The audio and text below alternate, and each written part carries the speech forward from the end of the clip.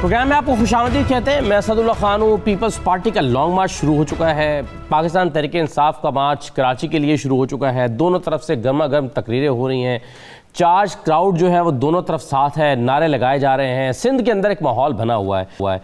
बिलावल भुट्टो जरदारी ने कराची से अपने लॉन्ग मार्च का आगाज़ किया है और उनके साथ भी एक अच्छा क्राउड मौजूद था जो नारे लगा रहा था, जो एनर्जेटिक लग रहा था। और दूसरी तरफ पाकिस्तान तहरीक इंसाफ का जो का जुलूस है जिसकी क़यादत शाह कुरैशी कर रहे हैं, अली जैदी कर रहे हैं और दीगर उनकी क़यादत भी साथ है। वहाँ पर भी गर्मा गर्म तकरीरें हुई हैं। लेकिन मौजू जो है वो इसके बावजूद, यानी लॉन्ग मार्च के बावजूद मौजू तहरीक अदम एतमाद है। और इस पर शेख रशीद साहब ने आज फिर प्रेस कॉन्फ्रेंस किया। वो कहते हैं डेडलॉक हो गया, ये दावा उन्होंने किया है। और शायद उनके दावे की बुनियाद ये है कि कोई एडवांसमेंट नज़र नहीं आ रही। जो डिस्कशंस हो रही थी, जो बातचीत हो रही थी, जो मुलाकातें हो रही थी, उसमें भी कुछ ठहराव दिखाई देता है। वो जो खबरें दूसरी तरफ से ऑपोजिशन की तरफ से आ रही थी, उसमें भी कुछ रुकावटें दिखाई दे रही हैं। ऐसा लग रहा है कि कहीं पर जो है वो अभी सोच विचार का टाइम लिया जा रहा है। लेकिन शेख रशीद इसको डेडलॉक का नाम दे रहे हैं। और फिर उन्होंने कहा है कि 12 बंदों का एक जोगर्स ग्रुप है जो ऑपोजिशन के अंदर मौजूद है। इससे क्या मुराद है? आज प्रोग्राम है तहरीक अदम एतमाद, लॉन्ग मार्च का इम्पैक्ट क्या होगा? क्या लॉन्ग मार्च तहरीक अदम एतमाद को सपोर्ट करेगा? क्या तहरीक अदम एतमाद और लॉन्ग मार्च अलग अलग चीज़ें हैं? इस पर आज हम गुफ्तगू करते हैं। मेरे साथ अमजद अली खान न्याई साहब मौजूद हैं, पाकिस्तान तहरीक इंसाफ के रहनुमा। बहुत शुक्रिया न्याई साहब प्रोग्राम में शिरकत करने के लिए। अली गौहर बलोच साहब मौजूद हैं, मुस्लिम लीग नून के रहनुमा हैं। बहुत शुक्रिया बलोच साहब। और मुजाहिद बरेलवी साहब सीनियर तज़कियाकार हमारे साथ मौजूद हैं। मैं तमाम मेहमानों का शुक्रिया अदा करूँगा। सबसे पहले अली गौहर बलोच साहब, भी मैं आपको सुनवाता हूँ शेख रशीद साहब ने क्या कहा। वो कह रहे हैं कि जी डेडलॉक हो गया अपोजिशन के दरमियान और 12 बंदों का एक जॉगर्स ग्रुप है। सुनिए उन्होंने कहा क्या है।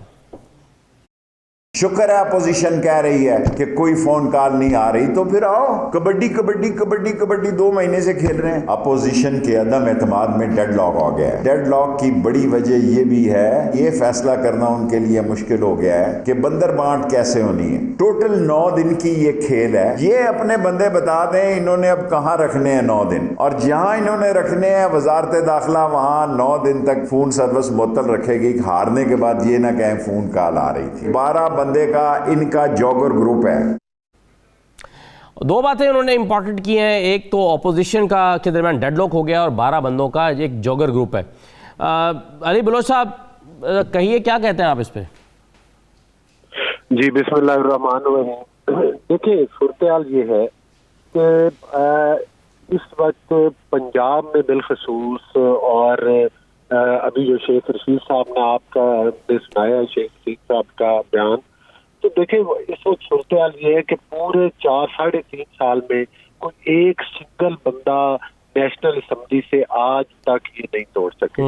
हालांकि इस वक्त अगर देखा जाए तो इनके बेशुमार ऐसे कोलीग हैं जो यकीन करें कि हमारे साथ सुबह शाम बैठे होते हैं। उनको पता है कि जो परफॉर्मेंस है तहरीक इंसाफ की 3.5 साल में, जिस तरह से कि मईशत को तबाह किया गया, जिस तरह से कि सियासी इंतशार मुल्क में फैला हुआ है, तो लोग आइंदा इनके टिकट्स पर इलेक्शन नहीं लड़ना चाहते। और उसका वाज़ेह सबूत हालिया बल्दियाती इंतखाबात है जो KPK में हुए, फिर कंटोनमेंट बोर्ड के इलेक्शन के नताइज देख लें, फिर हत्ता के ज़िमनी इंतखाबात जो कि 14 में से 13 सीटें इन्होंने नहीं, मगर ये डेडलॉक हुआ है या नहीं हुआ तहरीक अदम एतमाद के पास? ऑपोजिशन में पीपल्स पार्टी कुछ और कह रही है उनके बकौल, नून लीग कुछ और कह रही है, काफली कुछ और मांग रही है, मौलाना कुछ और सोच रहे हैं। ये एक डेडलॉक है? नहीं देखें, जो जहां तक पीपल्स पार्टी और मतलब है कि मौलाना साहब और नून लीग है, ये तमाम पॉलिटिकल पार्टी एक पेज पर है। हाँ, अलबत्ता जाहिर है जब इत्तेहादियों से बातचीत होती है तो उनके तहफ़्फ़ुज़ात हो सकते हैं, उनके मुतालबात भी हो सकते हैं। लेकिन मैं आपको ये बताऊं कि इस वक्त सूरत-ए-हाल ये है कि इत्तेहादियों के अलावा भी हमारी नंबर ऑफ गेम पूरी है। मकसद ये है कि जो लोग इनकी अपनी पार्टी के, आप नूर आलम खान को देख ले, उन्होंने क्या बयान दिए, बेशुमार इनके MNAs हैं जो इनकी पॉलिसीज के ऊपर क्रिटिसाइज करते हैं, वो आइंदा इनके इलेक्शन इनकी टिकट्स पर नहीं कॉन्टेस्ट करना चाहते जी। लेकिन एक बात जरूर काबिल जिक्र है, जाहिर है उनमें से अगर हम किसी को ग्रीन सिग्नल हमारी क़यादत देती है तो फिर उस सूरत में ये है कि मतलब हमारे भी आगे कैंडिडेट्स बैठे हुए हैं, एडजस्टमेंट जरूर हो पा सही है, मगर वो दूसरी तरफ से भी तो दावे है ना कि जी आपके भी कुछ बंदे, उन्होंने वो उस्मान डार साहब अभी कुछ 2-3 दिन पहले गुफ्तगू करते हैं, वो कहते हैं 15-20 बंदे हमने भी नप्पे हुए हैं इनके, और ये जौगर ग्रुप का जिक्र शेख रशीद कह रहे हैं, तो आप जितना कॉन्फिडेंट है कि उनके कुछ लोग हैं, वो भी कॉन्फिडेंट है कि आपके भी कुछ लोग उनके साथ हैं। मैं आपको एक सिंपल बात बताता हूँ, जो इस हुकूमत की कारकर्दगी है, जहाँ पर मैंने इतने इलेक्शन आपको गिनवाए हैं या हारे हैं, क्या कोई सियासी बंदा इस मौके पर आकर 3.25 साल बाद सियासी खुदकशी करना चाहेगा? चलें, ये कोई भी इलेक्टेड बंदा इस मौके पर कोई भी सियासी खुदकशी नहीं करना चाहेगा।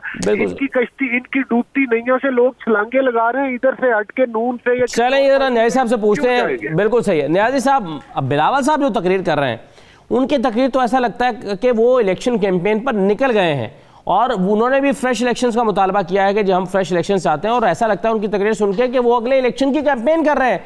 मैं आपको सुनवाना चाहता हूं कि बिलावल साहब ने आज वाले से क्या कहा है जिससे ये तासुर मिला है कि वो अगले इलेक्शन की बात कर रहे हैं। जरा सुन लीजिए।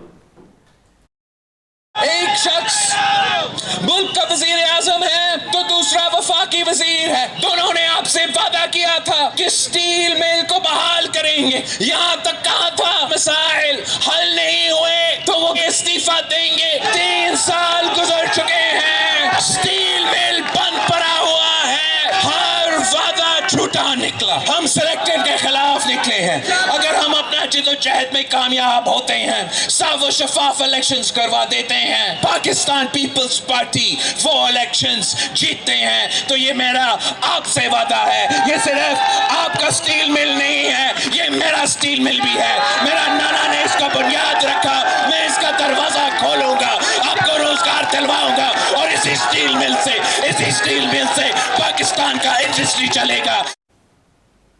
न्याय साहब, अगला इलेक्शन मैं जीता तो मैं इंडस्ट्री चला दूंगा, मैं स्टील मिल चलाऊंगा, मैं रोजगार लेकर आऊंगा। बिलावल तो इलेक्शन की कैंपेन पर निकल आए। बिस्मिल्लाहिर्रहमानिर्रहीम, बिल्कुल इसमें कोई शक नहीं है, ये 2023 के इलेक्शन की कैंपेन कर रहे हैं। और जो है आज इस तकरीर से तो यही लगता है कि उन्हें मालूम हो चुका है कि तहरीक अदम एतमाद तो इनकी मुंह के बल गिर पड़ी है, और इसीलिए इन्होंने जो है वो अगला जो स्टेप है वो लेना शुरू कर दिया है। और जिस इंडस्ट्री को खोलने की बात कर रहे हैं, स्टील मिल की, इन्होंने उसका जो पहिया जाम है ना, इन्होंने खुद उसका बेड़ा गर्क करने वाले तो यही है। उसका आज तया पांचा जो किया है इन्हीं लोगों ने तो किया है कि वो जो मुनाफा बख्श थी जब जनरल मुशर्रफ साहब छोड़ के गए थे तो उस वक्त के प्रॉफिट में थी, और इसका ये तो उन्हें पौने दामों खरीदना चाहते थे, और इसको उन्होंने चलती स्टील मिल को ऑल एट वंस बंद किया, और जिसमें उसका जो लावा था वो सारी मशीनों में बंद हो गया। सही है, वो सही है, लेकिन मैं ये आपको ये कैसे लगा न्याय साहब कि ये 2023 के इलेक्शन की कैंपेन कर रहे हैं? या आपको ये क्यों नहीं लग रहा कि अभी तहरीक अदम एतमाद के बाद जो फ्रेश इलेक्शन वो मांग रहे हैं ये उसकी कैंपेन हो रही है? इसमें आपकी असेसमेंट किस बुनियाद पर है?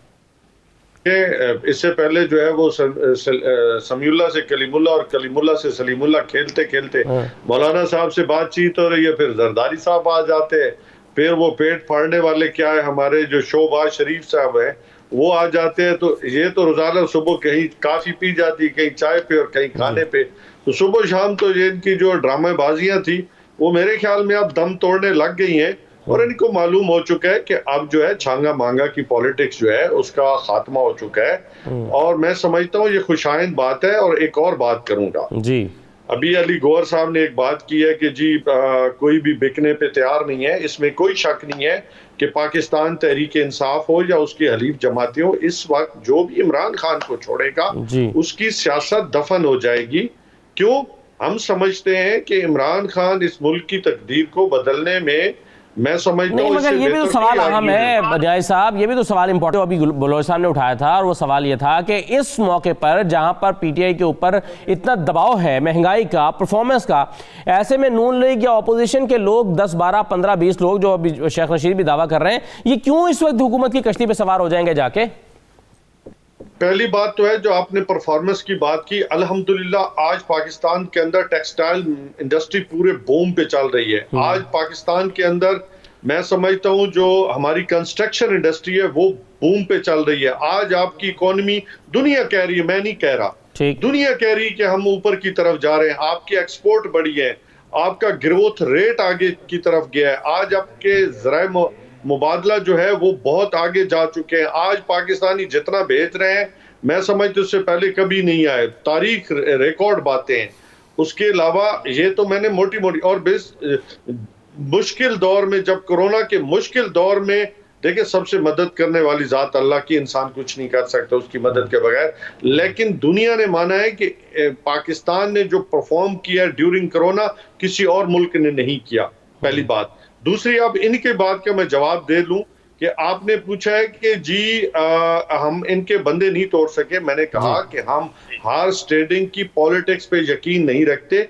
ये पॉलिटिक्स इनको मुबारक हो, हम ये गंदी पॉलिटिक्स नहीं करना चाहते।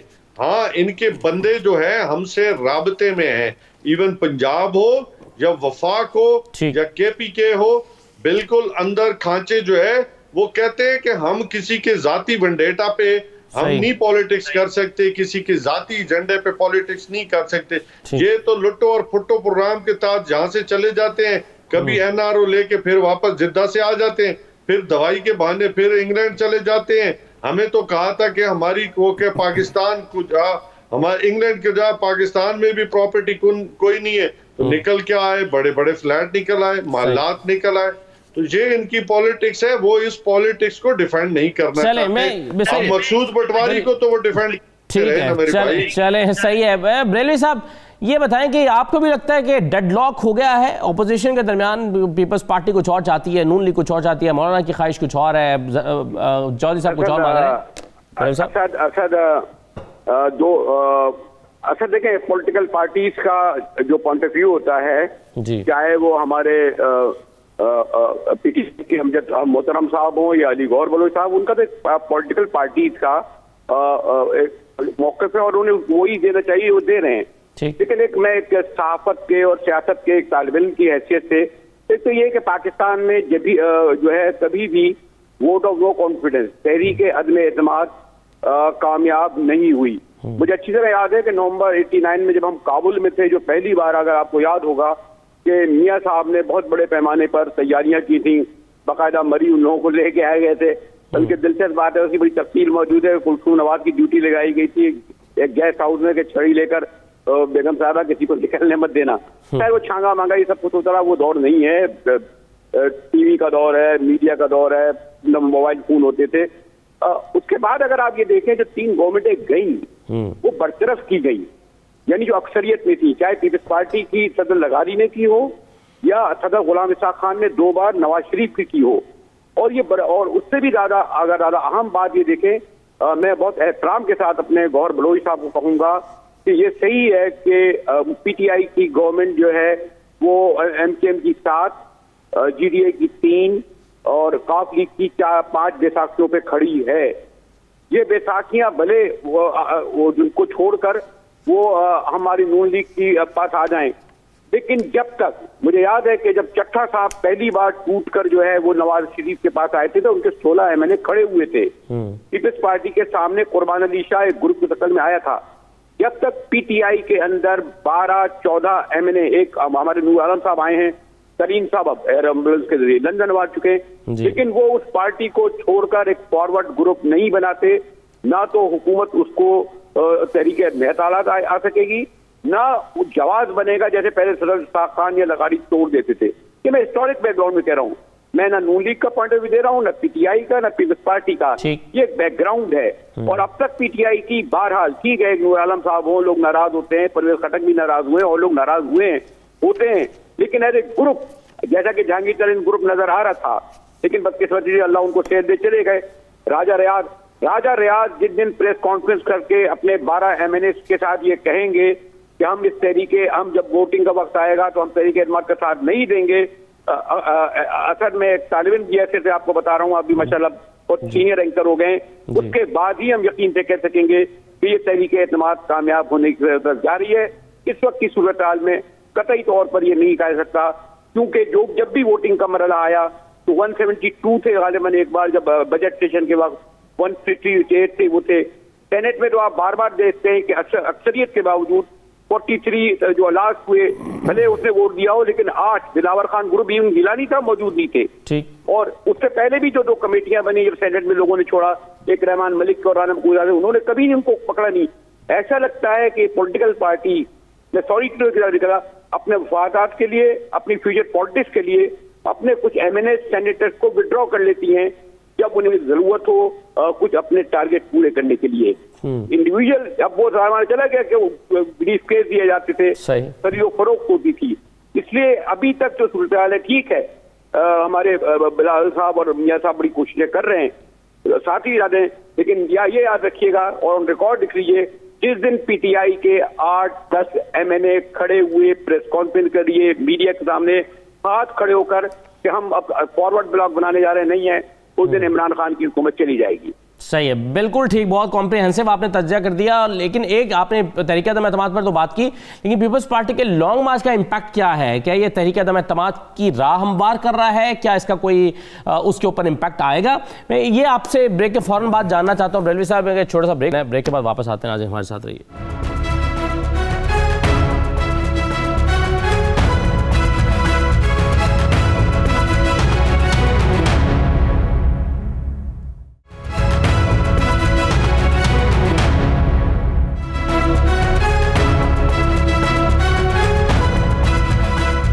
ब्रेक के बाद आपको दोबारा खुशामदीद कहते हैं। मैं बलोच साहब अगर इजाज़त दें तो मैं ज़रा बरेलवी साहब से एक सवाल ले लूँ। ये लॉन्ग मार्च का इम्पैक्ट जो है वो क्या नज़र आ रहा है बरेलवी साहब आपको? ये बिलावल साहब की एक पॉलिटिकल एक्टिविटी है, बल्दियाती इंतखाबात की तैयारी है, या वाकई इलेक्शन कैंपेन में निकल आए हैं, या फिर आपको लगता है कि इसके नतीजे में वो ऐसा माहौल बना देंगे कि तहरीक-ए-दम एतमाद को बड़ी सपोर्ट मिल जाएगी? देखें, एक तो ये कि हुकूमतें जुलूस नहीं निकालती, हुकूमतें डिलीवर करती हैं। और मुझे यानी ये ठीक है, अपोजिशन हो, तलबा हो, मजदूर हो, किसान हो, तो ये एक नया फैक्टर आया है कि सिंध में पीपल्स पार्टी जो हुकूमत में है, और यकीनन 18वीं तरमीम के बाद जितने भी इशू हैं, लोकल बॉडीज हो, चाहे एजुकेशन हो, चाहे रोजगार हो, चाहे हेल्थ हो, भाई अगर यहाँ सड़कें नहीं बनी हैं, या अगर हेल्थ नहीं है, यहाँ अगर मसाइल हैं, यानी अगर जो आवाम, अगर महंगाई है, आपको इल्म है टमाटर या आटा अगर पंजाब में और कीमत में मिलता है या और कीमत में मिलता है, तो उसका जिम्मेदार वो सूबाई हुकूमत ही होगी ना, वो फेडरल गवर्नमेंट के मसाइल छोड़े। इसी तरह जो वफाक के हमारे शाह महमूद कुरैशी साहब वहां से निकले हैं, और वो उन्होंने सिंधी का क्यों चुनाव किया, वो अपने वो ये जो जिन मसाइल के लिए वो निकल रहे हैं, वो मसाइल तो केपी में भी हैं, वो मसाइल पंजाब में भी हैं। तो मेरे ख्याल पॉलिटिकल स्कोरिंग है, और शायद एक क्योंकि मीडिया एक बहुत बड़ा प्लेयर हो गया है, तो एक ऐसे वक्त में जबकि पीपल्स पार्टी अगर 12 दिन तक मीडिया पर ये जुलूस निकाल कर अपना, आपको बताया जो तकरीरें होंगी, तो उसके जवाब में ये भी है, इसको मीडिया एक्सरसाइज कहा जाएगा। हालांकि मैं नहीं समझता कि तहरीक इंसाफ या पीपल्स पार्टी का जो वो स्लोगन लगा रहे हैं या जिन मसाइल का जिक्र कर रहे हैं उस बारे में वो संजीदा हों। और क्राउड इकट्ठा करना पीपल्स पार्टी का सिंध में कोई ज्यादा कोई मुश्किल काम नहीं है। उनके ठट्टा से, कराची से भी उन्होंने, मैंने देखा अच्छा खासी साजिबल लोग थे, फिर ठट्टा शिराजियों का इलाका मिलेगा, फिर बदीन आ जाएंगे, फिर मातली, सजावल पीपल्स पार्टी के गढ़ हैं, सखर में बहुत बड़ा हो जाएगा, सादाबाद पहुंचते पहुंचते ठीक ठाक पीपल्स पार्टी वहां तक ले जाएगी, फिर मुल्तान में भी हमारे गिलानी अपने रिसोर्ट, तो कहने का मकसद ये, इसी तरह वहां से हमारे पीर शाह महमूद कुरैशी साहब के बहुत बड़े तादाद में जो है वो आपको मालूम है कि वो बहुत बड़े पेशवा हैं, मैंने देखा है वहां जाकर। तो ये जो मार्च का अगर आप समझे कोई पॉलिटिकल मकासद अगर कोई है और अगर कोई पूरा करेगा, तो सॉरी टू से विद ड्यू रिस्पेक्ट, हाँ अच्छी एक्सरसाइज है, और इसे कहा जा सकता है जैसे हमारे दोनों दोस्त बलोच साहब और नियाजी साहब कह रहे थे अमजन, कि ये ऐसा लगता है कि 23 के इलेक्शन का बगल बच चुका है, और उसी के लिए तैयारियां हो रही हैं, ड्यूटियां लग रही हैं एमपीए एमएनएस की। बिल्कुल सही है, ये 1 मार्च है, मगर 1 मार्च 23 मार्च को भी होना है। और बलोच साहब, शेख रशीद साहब ये दावा कर रहे हैं कि ये 23 मार्च का मार्च नहीं होगा, और साथ से मशवरा दे रहे हैं कि भाई जो करना है आप करें, दिखाएं, कर क्यों नहीं रहे। सुनिए शेख रशीद ने क्या कहा। ये आज निकले हैं लॉन्ग मार्च लेके 10 दिन का, और मुझे पूरा यकीन है 23 मार्च को ये नहीं है। एक तरफ आप अदम एतमाद ला रहे हैं, मीडिया के डब्बे से निकले, जो कट्टी कट्टा निकालना वो निकालें। जिसको मौलाना मारे तो मौला नहीं मरता। बिलावल साहब, आपके बस का खेल नहीं है कि 10 दिन आप लॉन्ग मार्च को लेके बाहर निकले हुए हैं। मैं इमरान खान का इस्तीफा लेने जा रहा हूँ, लाल हवेली आओ ना, इस्तीफा देते हैं आपको, उधर क्या करने जा रहे हैं। जी बलोच साहब, जो करना है कर गुजरे, आपका मार्च वो कह रहे हैं होना नहीं है, तरीके तो मैं तुम्हारा लानी है तो लाए, पता लगे कि आप लेकर आए मैदान में। देखिए हमारा रिकॉर्ड ये है, हमने तहरीक निजात भी चलाई थी और फिर उसका भी आपने देखा। फिर आपको याद है कि जिस वक्त अदलिया बहाल कराई गई, मियां नवाज शरीफ साहब निकले थे जब लाहौर से, तो उस वक्त भी अल्हम्दुलिल्लाह हमने अपने टारगेट से अचीव किए थे। देखिए शेख रशीद साहब का तो जाहिर है वो ज़बान की कमाई खाते हैं और जाहिर है कि वो जिस वजारतें जो हैं वो उनको इन बयानात के इवज़ ही मिलती हैं, तो वो तो फिर दे सकते हैं जिस तरह के भी मर्जी बयान हो। लेकिन संजीदगी वाली बात ये है कि इस वक्त मुल्क में जिस तरह का मुआशी बहरान है, पाकिस्तान की 72 साल तारीख में इतनी घनौनी सूरत हाल कभी नहीं मिली होगी। मतलब इस चीज़ के इनकार तो ना आप कर सकते हैं, ना अमजद न्याजी साहब कर सकते हैं। यूरोप इस वक्त रो रहा है महंगाई की वजह से, लंदन में, यूके में यही सूरत हाल है, कनाडा में यही हालात हैं, 30-30 साल 35-35 साल के महंगाई के रिकॉर्ड टूटे हैं। तो ये इंटरनेशनल फिनोमेना नहीं है? नहीं, देखें बात ये है कि ये अपनी तमाम जो नाकामियाँ हैं उसको ये कोरोना के पीछे छुपाने की कोशिश करते हैं। देखिए सूरत हाल सिर्फ ये नहीं है, पाकिस्तान में जो हालात हैं, हमारा ये मौक़िफ़ है, हमारी पार्टी क़यादत का भी ये मौक़िफ़ है, पाकिस्तान की 22 करोड़ आवाम का भी ये मौक़िफ़ है। पाकिस्तान की मुआशी तबाही की ज़िम्मेदारी इनकी करप्शन है। पाकिस्तान की ये मुआशी तबाही की ज़िम्मेदार नैब न्याजी गठजोड़ है, जिस गठजोड़ के ज़रिए पाकिस्तान के अवाम के अरबों रुपए चीनी की मद में खाए गए, जिसके गठजोड़ के नतीजे में आटे में और गंदम की इंपोर्ट एक्सपोर्ट में खाए गए, जिसके नतीजे में आप बताएं कि कोरोना का जो अरबों रुपए का फंड है वो कोई मैं तो नहीं कह रहा ना, वो इनके ऑडिटर जनरल ऑफ पाकिस्तान ने रिपोर्ट्स दी हैं, उस पर ऑडिट पैरा लगाए हैं कि उसमें करप्शन हुई है और KPK में कोरोना फंड में अलग करप्शन हुई है। ये मतलब ये बातें वो नहीं है कि जो मैं नून लीग कह रही है, ये हमारे कहने से होती हैं। मुझे ये बताएं, ये अभी चपड़ासियों की बात कर रहे थे, इनके चपड़ासियों के अकाउंट फॉरेन फंडिंग केस क्या है? उससे ज्यादा कोई करप्शन की हद है जो इन्होंने की है? ज़कात के नाम पर पैसा लिया और पार्टी के फंड में डाल दिया। और इमरान साहब इनको घर क्यों नहीं भेजते? इमरान, मैं सर उसी तरफ आ रहा हूं ना, इमरान अहमद न्याजी के साइनों से उन बंदों के अकाउंट खोले गए जो इनके चाय पिलाने वाले थे, जो इनकी डस्टिंग करने वाले थे दफ्तरों की। अपने गिरबान में ये नहीं झांकते। जब तलाशी ली गई तो इमरान अहमद न्याजी की हमशीरा की जेबों से भी अरबों रुपया निकल आया। मतलब अफसोसनाक सूरत हाल। आज मुझे बताएं, ट्रांसपेरेंसी इंटरनेशनल की जो करप्शन की रिपोर्ट है वो हमने बनाई है, उधर तो इनके वलीद इकबाल साहब, यही तो कह रहा हूं कि आप देखें ना, आप ये मानते ना कि इस हुकूमत को फौरन घर जाना चाहिए, आपके पास बंदे पूरे हैं, आप तरीके में एतमाद लाए ना। तरीके में इनको मतलब है कि ये इनकी बिल्कुल इनको ठंड पड़ जाएगी। तरीके में हम ला रहे हैं, जाहिर है उसको मैनेज करने में, लोगों की एडजस्टमेंट करने में कुछ टाइम लगता है, तो तमाम मशावरत चल रही है। देखें इसमें इत्तेहादियों से मुलाकातें हो रही हैं, आपको पता है काफ लीग से हुई हैं। मैंगल साहब इन्हीं के इत्तेहादी थे ना, आज अपोजिशन में बैठे हैं कि नहीं बैठे हुए अपने मेंबरान लेकर।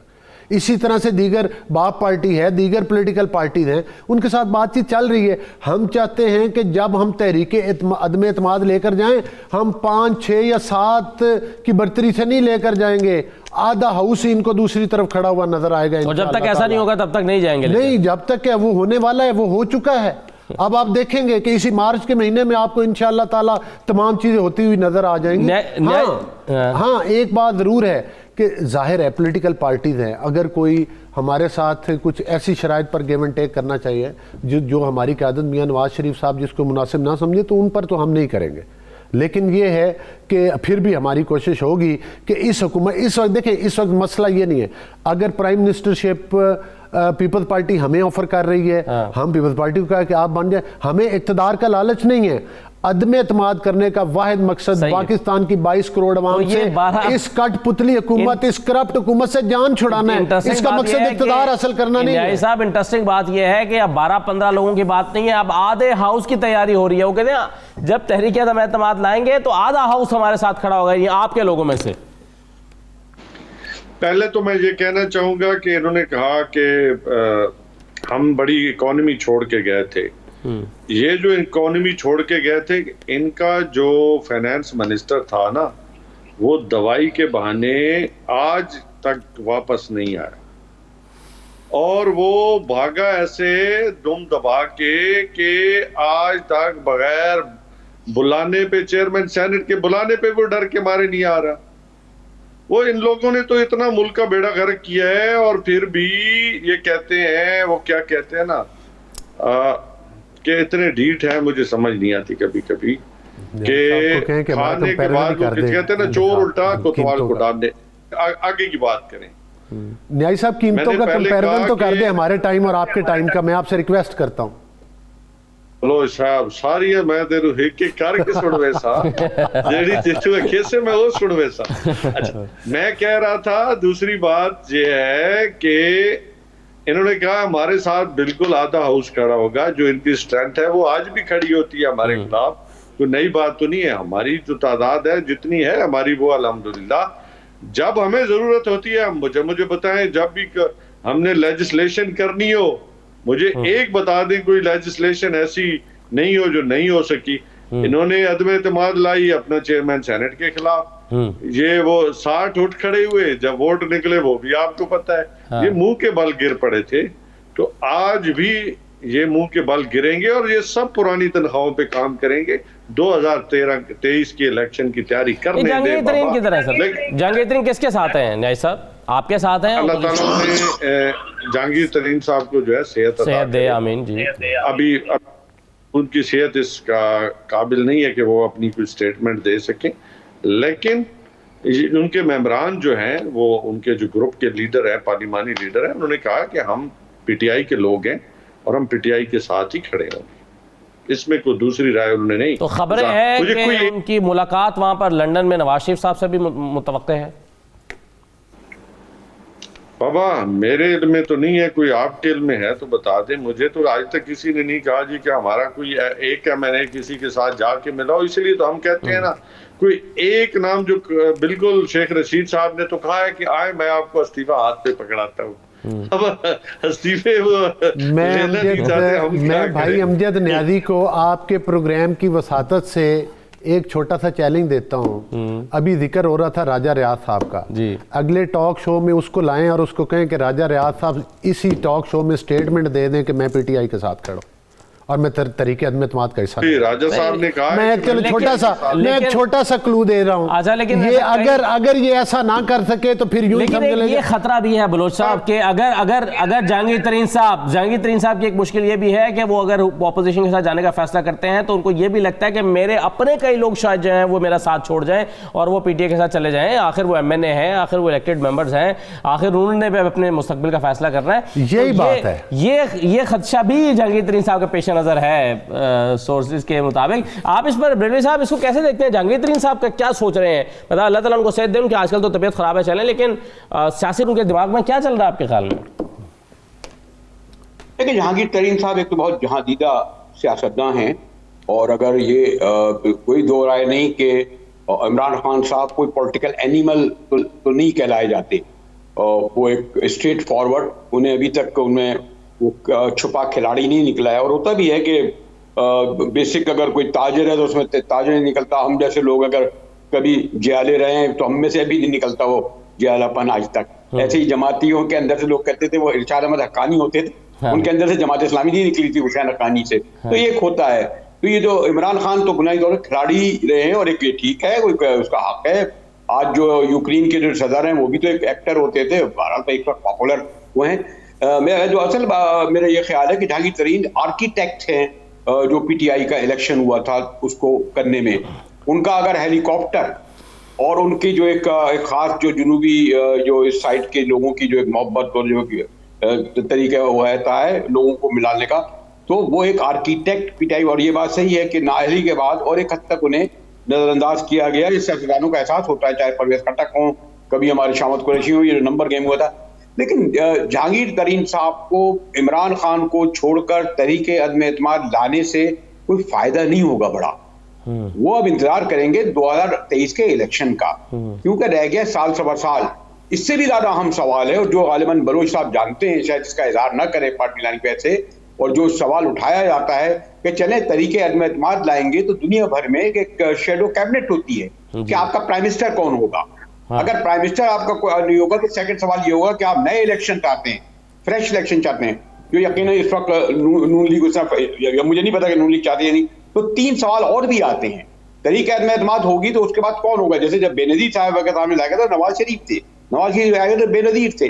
और दूसरा ये कि आने के बाद केयर टेकर गवर्नमेंट आएगी, केयर टेकर गवर्नमेंट आएगी तो इलेक्शन कराएगी।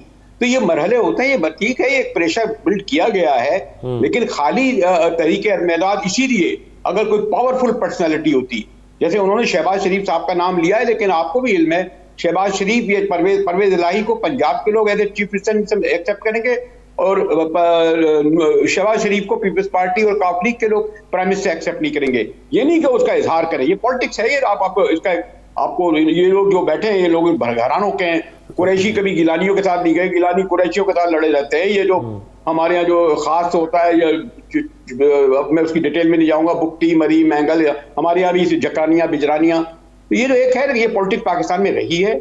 इसलिए मेरे ये ख्याल है कि प्रेशर के तौर पर ठीक है, लेकिन तहरीक एतमाद के लिए मैं फिर मेरे ख्याल में वक्त नहीं है। एक बात दोहराऊंगा, जिस दिन राजा रियाज, ये कहते हैं अकेले नहीं, राजा रियाज के साथ पीटीआई के 8 MNA खड़े होकर मीडिया के सामने हाथ खड़े होकर हल्फ उठाकर ये नहीं कहें कि जनाब हम पीटीआई का फॉरवर्ड ब्लॉक बनाने जा रहे हैं, क्योंकि वो टेक्निकल मसला भी है, ये हम उसको छोड़ें, उसी दिन देखिएगा कि पीटीआई की गवर्नमेंट चली जाएगी। सही, बिल्कुल सही है बेनज़ीर साहब। लेकिन एक बड़ी इंपॉर्टेंट आपने बात की कि जालों के अंदर से पीपल्स पार्टी को, भुट्टो को नहीं निकाला जा सकता, लेकिन आज ऐसा लगता है कि शाह महमूद कुरैशी साहब ने सिंध में जाकर यही कोशिश की और इंटेंशनल एफर्ट कर रहे हैं कि जालों के अंदर से जो है वो पीपल्स पार्टी या भुट्टो निकालें। वो कह रहे हैं कि जी ये भुट्टो की पार्टी नहीं रही, उनको दोहरा के बता रहे हैं कि ये पार्टी जरदारी की पार्टी हो गई है, तुम सिर्फ भुट्टो के नाम पर पीपल्स पार्टी के साथ जुड़े हुए हो। तो मैं निकाल सकते हैं, हाँ मैं अपने मुरीदों को तो निकाल सकते हैं, लेकिन उसमें भुट्टो नहीं निकाल सकते, लेकिन वो कोशिश नहीं कर रहे हैं। और ये उनकी ऐसा लग रहा है कि सियासी हिकमत अमली उन्होंने अपनाई है। तकरीर करने का फन जानते हैं जी, तकरीर करने का फन जानते हैं असद, लेकिन कुरैशी साहब अपने मुरीदों को तो निकाल सकते हैं, जैसे मैंने कहा। और मैं साहब चाह रहा हूं कि जरा मैं आपको सुनवा दूं उन्होंने क्या कहा है, सुनवा दूं, फिर आप जरा कमेंट कीजिएगा। मैं थोड़ा सा ब्रेक ले लूं, मैं सुनवा कुरैशी साहब क्या कोशिश कर रहे हैं सिंध में जाकर, वो क्या नुक्ता लेकर गए हैं कि जिनसे उनको लगता है कि उनकी मकबूलियत में इजाफा हो सकता है या काउंटर कर सकते हैं पीपल्स पार्टी को। ब्रेक के बाद वापस आ रहे हैं जी।